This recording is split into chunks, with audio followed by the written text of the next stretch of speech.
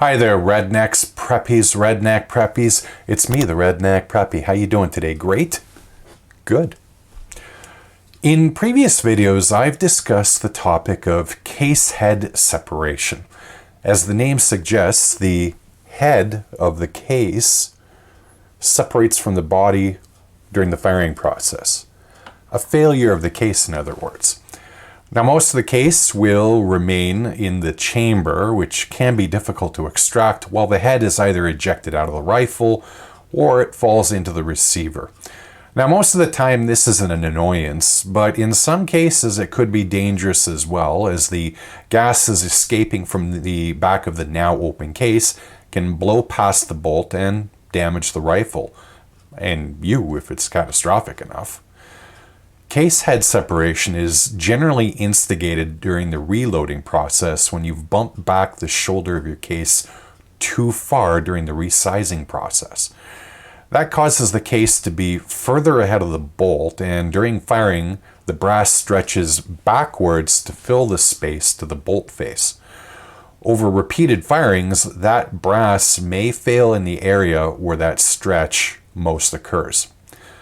However, there are usually warning signs before you actually experience complete case failure, and those clues are what we call incipient case head failure. Now, as you can see from the picture on the screen, you can see two broad types. The first, highlighted, is the bright ring that circles near the head, while the second beside it is past that point and is actually partially separated. Now, in my opinion, for whatever value you give it, if you have brass with case head separation or incipient case head separation, you should toss that entire lot. If you tend to keep your brass organized by manufacturer and number of uses, which you should do, that means all of the brass that failed case came from has probably been resized and reloaded the same number of times. In theory, at least, that means all of the cases in that group are likely to fail at about the same time. Trust me, I've ignored my own advice in the past and paid for it with case head separation at the range. Now, all of that said, incipient case head separation may not manifest itself visually on the outside, or you may be unsure whether you're seeing incipient case head separation or just the ring left near the case head caused oftentimes by resizing. You can often detect that incipient case head separation on the inside. But I hear you asking, how do I check on the inside? I can either shine a light in there or I can look inside, but I can't do both. Well, that's generally true, but don't forget about your sense of feel. Now, the most common trick employed by reloaders is to check inside with a paper clip. You just unbend it, make a little hook at the end, and stick it down inside the case. Once it reaches the bottom, drag it slowly up the case, and if you feel a catch, and this will be near the bottom of the case, near the case head, you likely have the beginnings of case head separation. Repeat that a few times around the inside circumference of the case just to verify. Now, some people don't like using paper clips. They tell me that the thicker gauges sometimes don't register a slight ring, while a thinner gauge paper clip can be difficult to handle in a case. Another potential solution is a dental pick. Now, you may be familiar with these objects of horror from your last dentist's visit, where they're generally used for cleaning away plaque and tartar, and with an enormous amount of pressure too. Well, you can also use them to check for that case head ring inside of cases.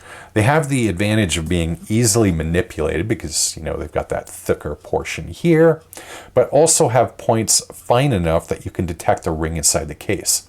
Now, given the size, you're not going to be able to jam these inside of a .223 case, for example, but they work fine in most .30 to .40 caliber rifle cases. They're also pretty cheap.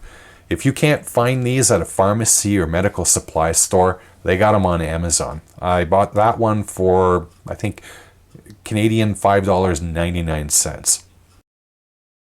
throw one in your next order if you need a few dollars more to get that free shipping and you don't have Prime. The only problem is that many of them don't have necks long enough to reach all the way down inside of a case, or the handle, and in this case, this is the problem with this one, the handle is too thick to get inside of the cartridge neck. Keep that in mind when buying one. This one was a mistake.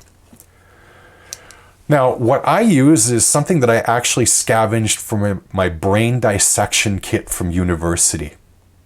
Yes, you did hear that right. At any rate, it's just a pick drilled into a small piece of wood handle. And I use it that you would use in the same way that you would a paper clip or a dental clip. You just basically push it inside and then scrape inside of the case. Trying to feel that incipient case head ring. Now, if you fail to follow my advice, no worries. Well, at least for me. I have a few videos on dealing with case head separation, and you can find them in the description below. That said, an ounce of prevention prevents a pound of pain. I've had range trips end early thanks to being lackadaisical about the warning signs of case head separation. That, and I really don't want to potentially damage a rifle or myself. Is it necessary to check for this? No, but if you're one of those people, like me, who's anal about their rifles and always looking to maintain or improve the quality of the reloads that they produce, something like this cheap and effective tool may be something to interest you. That, and adjust your resizing die to avoid bumping the shoulder back too far.